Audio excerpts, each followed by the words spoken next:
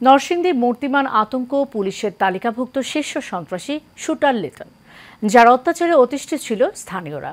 ত্রাসের রাজত্ব কায়েম করতে গড়ে তুলেছিলেন নিজস্ব টর্চার সেল।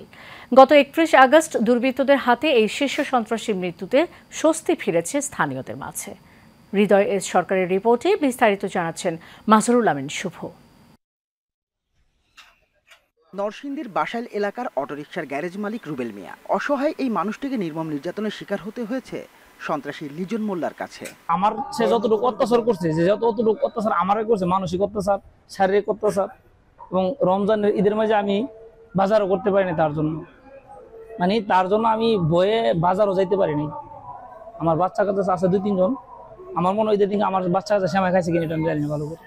নরসিংদী সদর উপজেলার বাসাইল এলাকার কুখ্যাত সন্ত্রাসী লিজনের সন্ত্রাসের রাজত্ব থেকে ছাড় পাননি কেউই। চাঁদাবাজি, খুনসহ নানান অপরাধ জগতের খলনায়ক ছিল সে।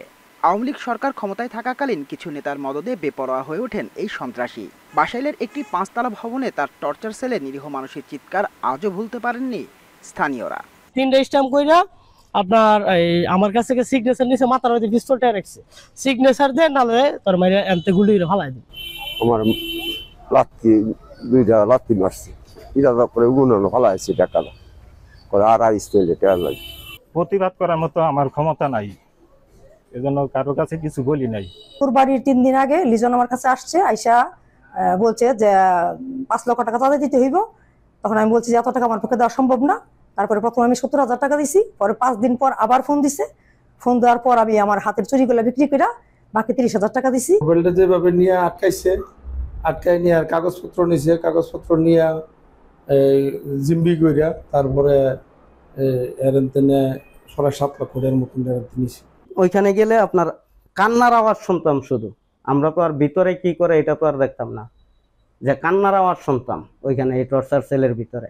আজকে এই মুখে মারছে, কালকে এই মুখে মারছে, তার ওই মুখের মোটরসাইকেল লেগে গেছে, নিয়ে খায়ালাইছে, এরকমের আলোচনা সর্বত্রই শোনা। পুলিশ জানায় লিজন মোল্লার বিরুদ্ধে খুন, হত্যা, ডাকাতি, ধর্ষণ, চাঁদাবাজি সহ 16টি মামলা রয়েছে।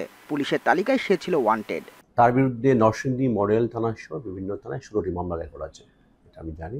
সিডিএমএস এ পর্যালোচনাতে পাওয়া যায়। গত 31 আগস্ট রাতে সন্ত্রাসী লিজন মোল্লাকে কুপিয়ে হত্যা করে দুর্বৃত্তরা। মাজহারুল আমিন শুভ, এশিয়ান টেলিভিশন।